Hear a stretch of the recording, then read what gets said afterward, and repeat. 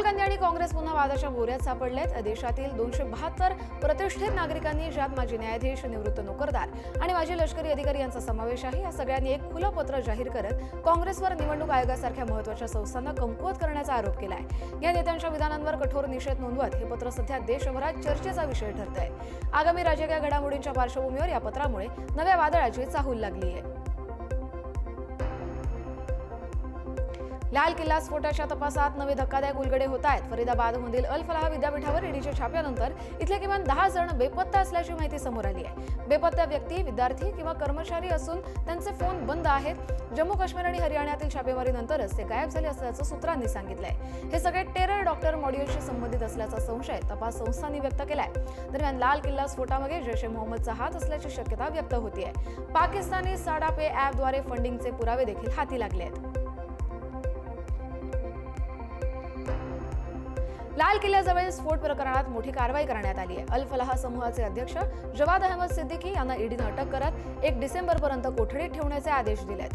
10 नोव्हेंबरला झालेला स्फोटाचा धागा अल फलाह विद्यापीठाशी जोडला गेला आणि त्यानंतर तपास वेगाने सुरू झालाय। सिद्दीकीने बनावट मान्यतेच्या आधारावर विद्यार्थ्यांची फसवणूक करत तब्बल 415 कोटींची कमाई केल्याचा आरोप ईडीने केलाय। आत्मघातकी हल्ला करणारा डॉक्टर उमर नबी हा याच विद्यापीठाशी संबंधित असल्याची माहिती देखील समोर आहे। रेकॉर्ड नष्ट करण्याची शक्यता लक्षात घेऊन ईडीने कोठडीची मागणी केली आणि न्यायालयाने ती मान्यही केली। आंध्र प्रदेशात एकूण 50 माओवाद्यांना अटक करण्यात आली आहे। माओवाद्यांच्या अटकेबाबत आज पोलिसांनी पत्रकार परिषद घेतली। कृष्णा जिल्ह्यातील पेनामलूरमध्ये 28 जणांना अटक करण्यात आली आहे। काकीनाडामध्ये 2 माओवाद्यांना अटक झाली आहे, तर एलुरूमध्ये 15, विजयवाडामध्ये 4 आणि आंबेडकर कोनसीमा जिल्ह्यात एकाला अटक करण्यात आली आहे। काल आंध्र प्रदेशच्या विविध भागातून अटक केलेल्या माओवाद्यांना पोलिसांनी विजयवाडा इथल्या पोलीस कमांड कंट्रोल रूममध्ये माध्यमांसमोर सादर केलं। छत्तीसगडच्या राजनांदगाव जिल्ह्यातील बोरतलाव भागात सुरक्षा दल आणि नक्षलवाद्यांमध्ये मोठी चकमक झाली। मध्य प्रदेश छत्तीसगड यांच्या संयुक्त कारवाई दरम्यान मध्य प्रदेशातील बालाघाटचे पोलीस निरीक्षक आशिष शर्मा यात शहीद झालेत। चकमकीदरम्यान 6 पेक्षा अधिक सुरक्षा कर्मचारी देखील जखमी झाल्याची माहिती आहे। डोंगरगड परिसरात नक्षलवाद्यांच्या हालचाली वाढत असल्याच्या पार्श्वभूमीवर ही विशेष मोहीम राबवण्यात आली होती। शहीद अधिकाऱ्यांचा मृतदेह पुढील तपासणीसाठी राजनांदगाव मेडिकल कॉलेज रुग्णालयात हलवण्यात आला आहे।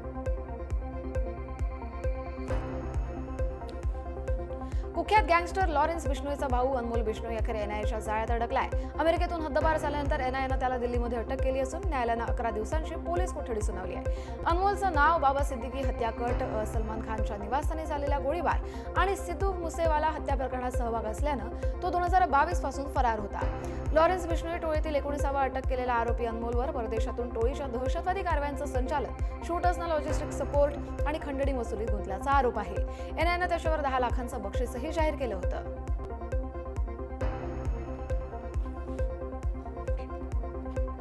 18 नोव्हेंबरला रात्री छत्तीसगडमधील कोंडागाव जिल्ह्यात झालेल्या भीषण रस्ता अपघातात 2 कुटुंबातील 6 जणांचा मृत्यू झालाय। एका स्कॉर्पिओ कारनं मागून उभ्या असलेल्या ट्रकला धडक दिली आणि त्यामुळे हा अपघात झाला। हे सगळे मृत बडे डोंगर गावातले रहिवासी होते।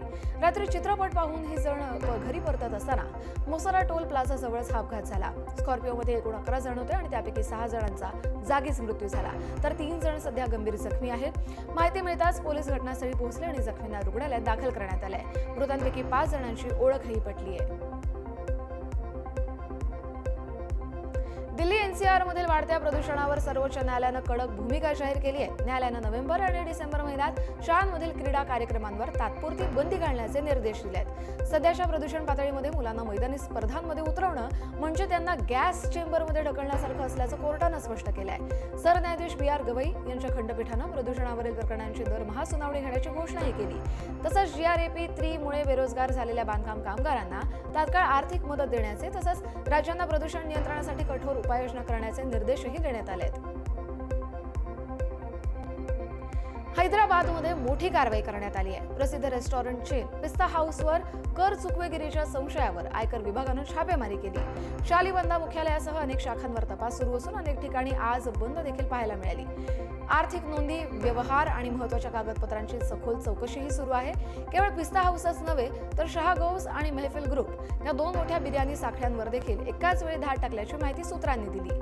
हलीम आणि बिर्याणीच्या कोट्यवधींच्या व्यवसायात महसूल दडवल्याचा संशय यावेळी आयकरनं व्यक्त केला आहे। भारतीय रिझर्व्ह बँकेने मोठी कारवाई केली आहे. अनधिकृत ऑनलाईन फॉरेक्स ट्रेडिंग प्लॅटफॉर्म्सवर कडक लक्ष ठेवत आरबीआयनं आपल्या अलर्ट लिस्टमध्ये आणखी 7 नवीन नावांचा समावेश केला आहे. त्यामुळे अशा बेकायदेशीर प्लॅटफॉर्मची संख्या 95 इतकी झाली आहे. नव्यानं समाविष्ट प्लॅटफॉर्म्समध्ये स्टारनेट एफएक्स, कॅपलेस, मिरॉक्स, फ्युजन मार्केट्स, ट्राईव्ह, एनएक्सजी मार्केट्स आणि नॉड एफएक्स यांचा समावेश आहे.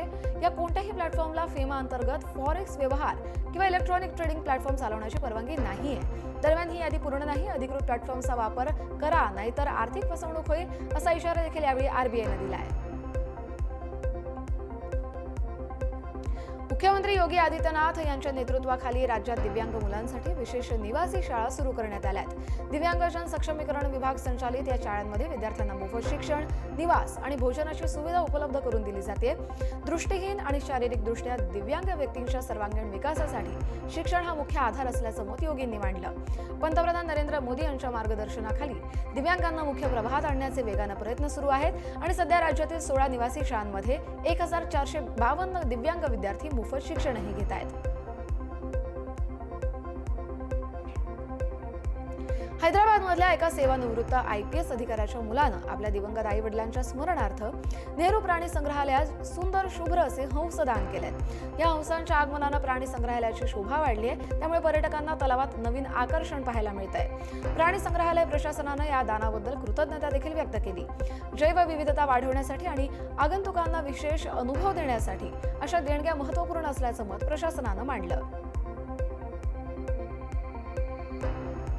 काश्मीरच्या हिवाळ्याची खास चव म्हणजेच हरिसा हे पुन्हा एकदा श्रीनगरच्या गल्लीबोळात दरवळू लागली आहे. मांस आणि भातापासून खास पद्धतीने तयार होणारा हा पारंपरिक पदार्थ हिवाळ्यात ऊब देणारं सुपर फूड म्हणून मानलं जातं. रात्रभर लाकडी आचेवर तांब्याच्या मोठ्या भांड्यात शिजवलेला हा मलाईदार हरिसा घेऊन आता लाल चौक, म्हैसुमा, फतेह कडलसह डाऊनटाऊन मधील दुकानं सज्ज झाली आहेत. पर्यटक तर हजारो किलोमीटर प्रवास करून याची चव चाखण्यासाठी श्रीनगरलाही पोहोचतायत. हरिसा हा काश्मीरचा पाककृती वारसा आणि हिवाळ्याची खरी ओळख असल्याचं इथल्या स्थानिकांनी म्हटलंय.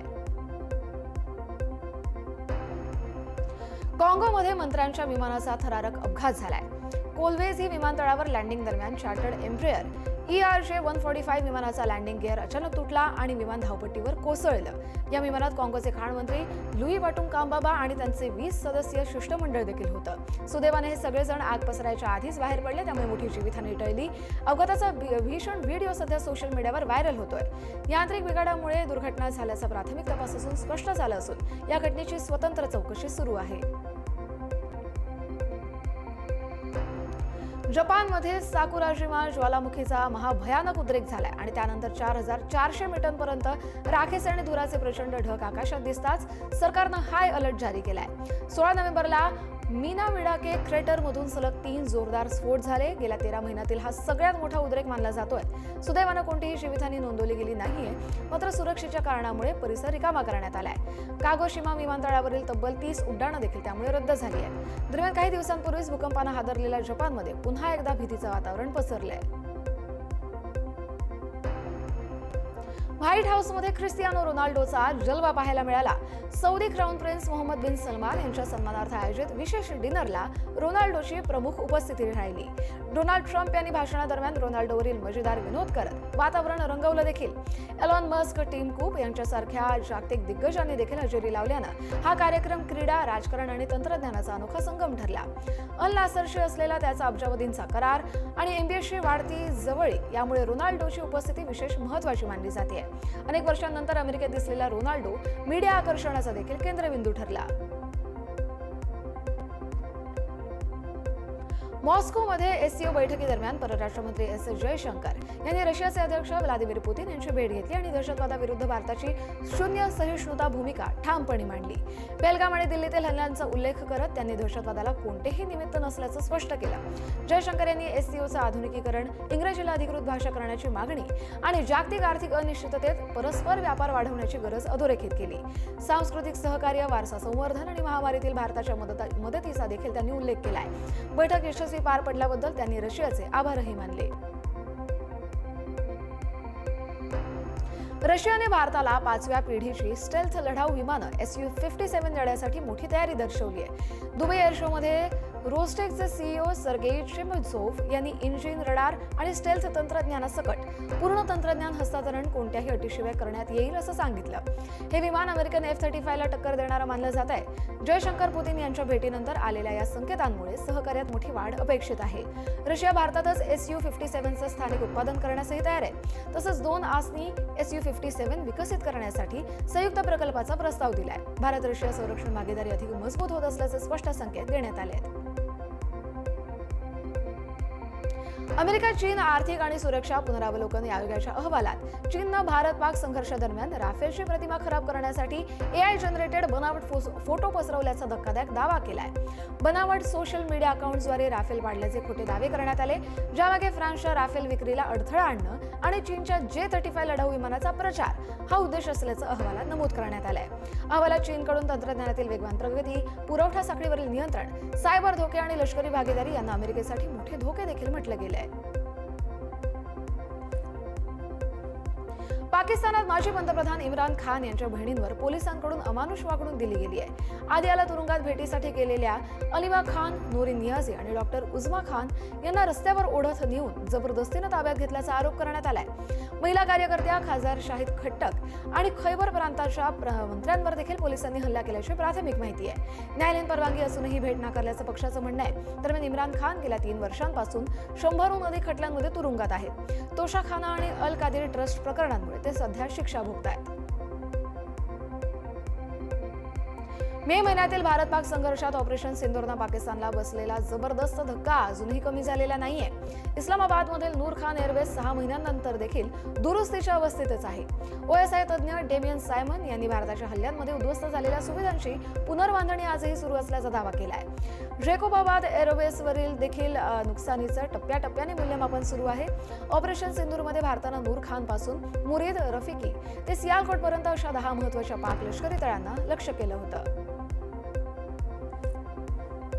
संयुक्त राष्ट्र सुरक्षा परिषदेत अमेरिकेचे अध्यक्ष डोनाल्ड ट्रम्प यांच्या नवीन गाझा योजनेवर मतदान केलंय. नवीन गाझा योजनेचा ठराव 13-0 मतांनी मंजूर झालाय. रशिया आणि चीननं त्यावर व्हेटो करण्याऐवजी तटस्थ भूमिका नेली. हा ठराव ट्रम्प यांनी गाझाच्या पुनर्बांधणीची योजना रिव्हेरा मॉडेल म्हणून वर्णन केलेल्या 20 कलमी शांतता योजनेवर आधारित केलाय. पाकिस्ताननं देखील अमेरिकेच्या ठरावाच्या बाजूने मतदान केलं आणि गाझामध्ये सैन्य पाठवण्यास सहमती दर्शवली. पाकिस्तान 1500 ते 2000 सैन्य पाठवू शकणार आहे. दक्षिण लेबनॉनमध्ये इस्रायलनं पुन्हा हल्ला केलाय. युद्धविरामानंतर झालेल्या या पहिल्याच हल्ल्यात 13 जणांचा मृत्यू झालाय. मंगळवारी ऐन अल हेवलिन पॅलेस्टिनी छावणीवर इस्रायलनं हवाई हल्ला केल्याची माहिती स्थानिक अधिकाऱ्यांनी दिली. अनेक जण गंभीर जखमी असून या परिसरात भीती आणि गोंधळाचं वातावरण निर्माण झालं. हमासनं सुरक्षेच्या कारणास्तव पत्रकारांना छावणीत प्रवेश करण्यास मज्जावही केला. इस्रायलनं मात्र त्यांनी नागरिकांना नव्हे तर हमासच्या प्रशिक्षण केंद्राला लक्ष्य केल्याचा दावा केलाय. त्यामुळे काही महिन्यांपासून शांत असलेला इस्रायल हिजबुल्ला तणाव पुन्हा एकदा पेटण्याची चिन्ह आहेत. वॉशिंग्टन पोस्टचे पत्रकार जमाल खशोगी यांच्या हत्येप्रकरणी अमेरिकेचे राष्ट्राध्यक्ष डोनाल्ड ट्रम्प यांनी सौदी क्राऊन प्रिन्स मोहम्मद बिन सलमान यांना क्लीन चिट दिली आहे. युवराजांना या प्रकरणाची काहीच माहिती नव्हती असं मंगळवारी रात्री उशिरा व्हाईट हाऊसमध्ये मोहम्मद बिन सलमान यांच्यासोबत माध्यमांशी बोलताना ट्रम्प यांनी सांगितलं. खशोगी हे एक अत्यंत वादग्रस्त व्यक्तिमत्व होतं. पाहुण्याला लाजवण्यासाठी हा मुद्दा का उपस्थित केला जातोय अशा गोष्टी घडतच असतात असं देखील ट्रम्प यांनी यावेळी म्हटलं. मात्र प्रिन्स सलमाननं खशोगीच्या हत्येला परवानगी दिली होती असं अमेरिकन गुप्तचर संस्थांनी दिलेल्या वृत्तात म्हटलं गेलंय.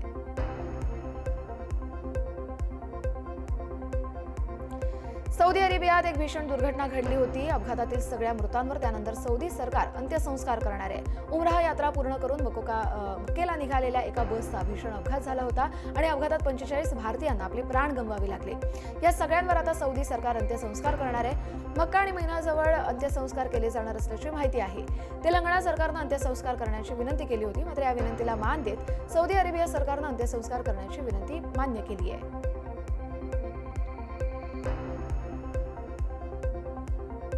अमेरिकेचे राष्ट्राध्यक्ष डोनाल्ड ट्रम्प यांनी सौदी अरेबियाला मेजर नॉन नाटो सहयोगी दर्जा दिलाय आणि हा सन्मान जगातील फक्त 20 देशांकडे आहे. या दर्जामुळे सौदीला प्रगत शस्त्र, उच्चतांत्रिक सहकार्य आणि मोठ्या गुंतवणुकीची दारं खुली होणार आहेत. America Saudi crown prince MBS यांच्यात झालेल्या भव्य भेटीत स्ट्रॅटेजिक डिफेन्स करारावर स्वाक्षरी झाली, ज्यामुळे दोन्ही देशांमधील भागीदारी एका नव्या उंचीवर पोहोचली आहे. हा दर्जा अत्यंत मर्यादित देशांना दिला जातो आणि जगात एकूण फक्त 20 देशांनाच हा विशेष अधिकार मिळाला आहे.